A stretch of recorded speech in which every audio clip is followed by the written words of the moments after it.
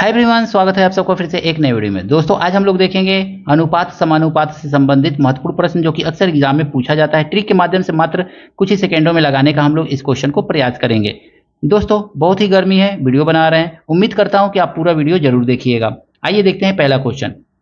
ए और बी की आय का अनुपात 5 संबंध 4 है।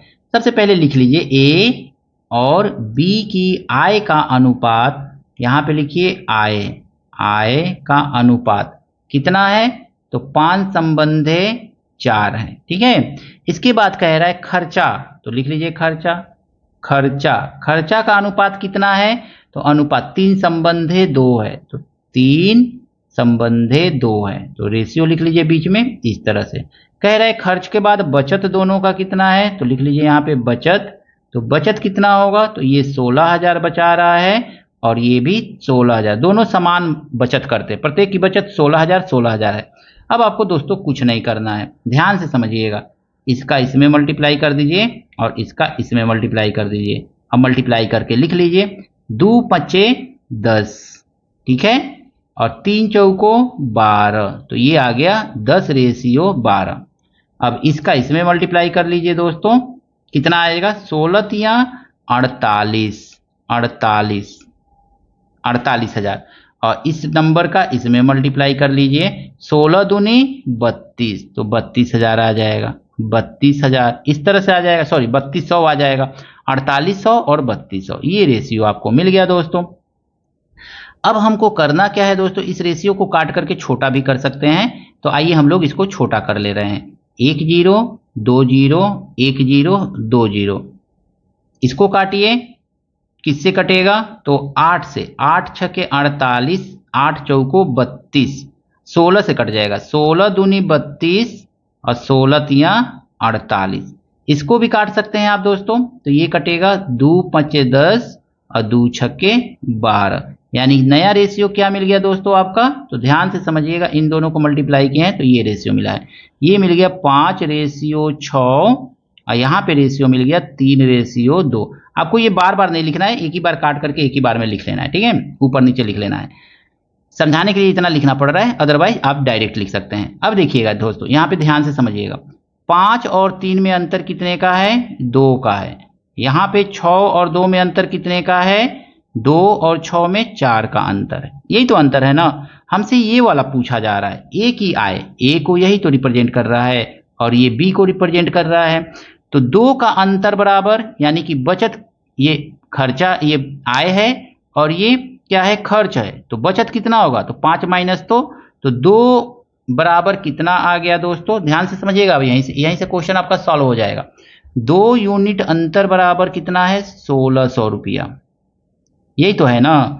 अब तो 5 यूनिट अंतर बराबर कितना हो जाएगा, तो 5 यूनिट का अंतर बराबर, 5 यूनिट बराबर कितना हो जाएगा, तो 1600 बट्टा 2, 2 नीचे आ जाएगा और 5 से हम इसमें गुणा कर देंगे, 2 से काट दिए, 2 8 16 0 0 और 8 5 40, तो 4,000 रुपया, यानी कि ए की आय कितनी है दोस्तों, 4,000 रुपया, ऑप्शन नंबर सी। देखते हैं इस क्वेश्चन को एक और दूसरे मेथड से कैसे कर सकते हैं। ए और बी की आय का अनुपात 5 संबंधे 4 है और उनके खर्चे का अनुपात 3 संबंधे 2 है। यदि प्रत्येक की बचत 1600 है तो ए की आय क्या होगी। आइए देखते हैं, इसको दूसरे मेथड से करने का प्रयास करते हैं। हम लिख लेंगे ना, यहाँ पे ए है और यहाँ पे लिख लीजिए बी, ठीक है।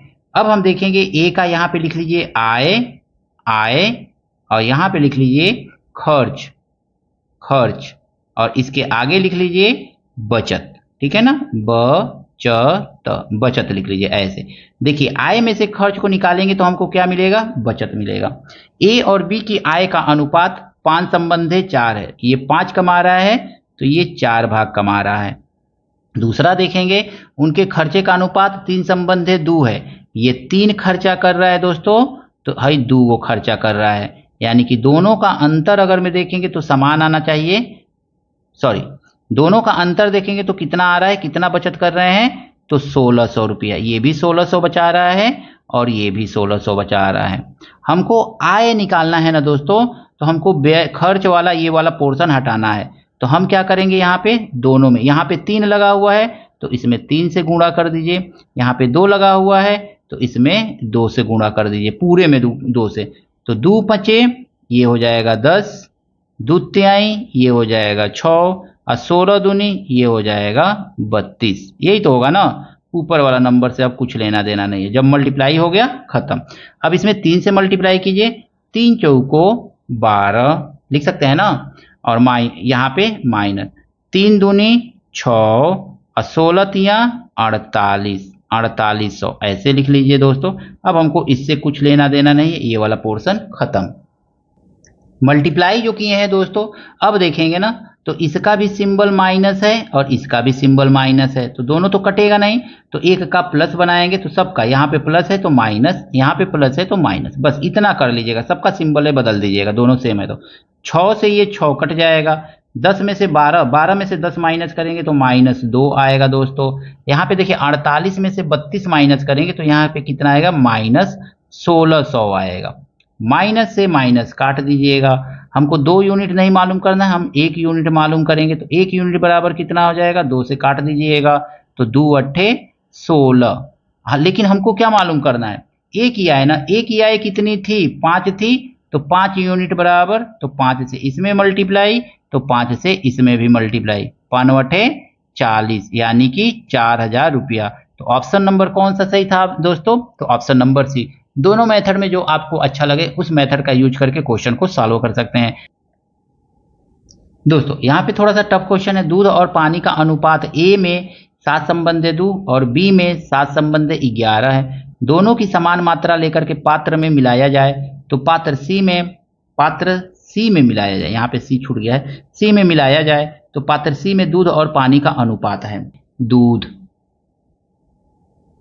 और यहाँ पे लिख लीजिए पानी, ठीक है। पात्र ए में दूध की मात्रा कितनी होगी, पहला नंबर दूध है तो 7 होगा, और बाई टोटल 9 है।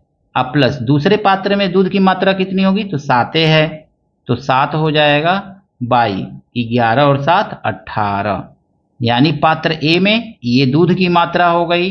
अब पात्र ए में पानी की मात्रा देखेंगे तो पानी बाद वाला है 2 है, तो 2 बट्टा 9 प्लस इसमें तो 11 बट्टा 18 हो जाएगा। बी में ये क्या हो गया आपका, ए और बी में दोनों में मिलाकर के पानी और, सॉरी यहाँ पे ए नहीं लिखना है, दूध और पानी की मात्रा कितना कितना हो गया, इतना इतना। ये दूध की मात्रा है दोस्तों और ये पानी की मात्रा है ए और बी में। ए में दूध कितना है 7 बट्टा 9 और बी में दूध कितना है 7 बट्टा 18 है, और ए में पानी कितना है 2 बट्टा 9 और बी में पानी कितना है 11 बट्टा 18। ये दूध है तो दूध को ऊपर लिख करके टोटल को नीचे लिख दिए हैं, ये दूध है तो दूध को ऊपर लिख करके टोटल को नीचे लिख दिए हैं। ये दूसरा नंबर पानी है तो पानी को ऊपर लिख करके टोटल नंबर नीचे लिख दिए हैं। ये पानी 11 है दूसरा नंबर, तो 11 को ऊपर लिख करके टोटल नंबर दोनों को जोड़ करके नीचे लिख दिए। बस इतना ही करना है दोस्तों।